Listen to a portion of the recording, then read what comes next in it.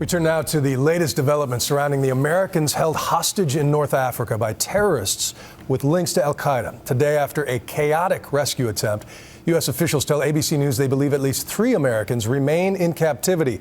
ABC's chief global affairs correspondent Martha Raddatz has the latest details.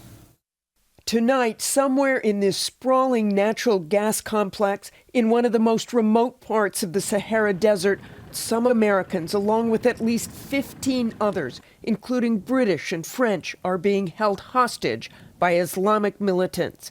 It began at dawn yesterday when 20 heavily armed militants attacked buses carrying the Americans and other workers around the Aminas gas plant.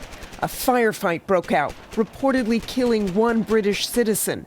The hostages were then rounded up, reportedly forced to wear explosives around their necks. We spoke exclusively to Defense Secretary Leon Panetta here in Italy, who had no doubt who was behind this. I don't think there's any question that, based on what we do know, that this was a terrorist act and that the terrorists have affiliation with al-Qaeda.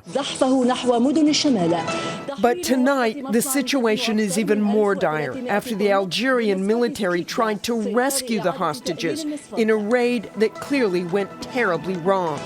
The Algerian armed forces have now attacked this compound. It is a very dangerous, a very uncertain, a very fluid situation, and I think we have to prepare ourselves for the possibility of bad news ahead.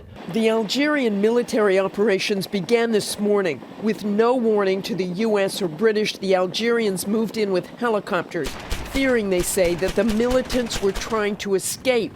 The Algerians say they managed to kill some of the militants, but hostages were killed as well.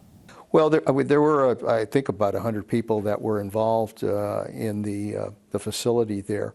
How many of them are actually being held hostage, we just don't know. At least some of the Americans did manage to escape, as well as Irish worker Stephen McFaul. McFaul told his family how he leapt to safety from his vehicle after it came under bombardment. What are you going to do? Are you going to have a party? Are you going to give him a big hug? I'm going to give him a big hug and a party. But the fate of the Americans still held hostage and the others is unknown. Tonight, many families are preparing for the worst amid growing reports of casualties. The mastermind behind the mass kidnapping is thought to be this man, 40-year-old Mokhtar Belmokhtar, said to be an al-Qaeda commander in North Africa, a one-eyed veteran of the Afghan conflicts, called Mr. Marlborough for his criminal smuggling, and said to be uncatchable.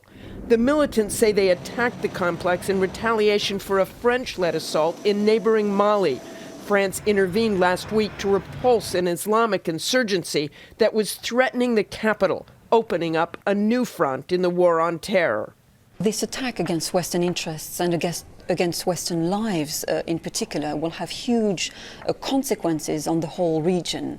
The global war on terror, which has so far focused on countries like Iraq and indeed Afghanistan, is now shifting in Africa. One jihadist leader warned that the French action had opened the gates of hell. There is no proof of the link, but many believe it is not a coincidence. It's a direct consequence of the French intervention in the ongoing crisis in Mali. Algeria has openly supported the French intervention, and it seems that it's a revenge attack against such a support. But in this complex tonight in Algeria, the situation is far from over. A U.S. surveillance drone is now flying overhead, and U.S. officials are hoping that somehow those hostages still inside can make their way out alive. For Nightline, I'm Martha Raddatz in Vicenza, Italy.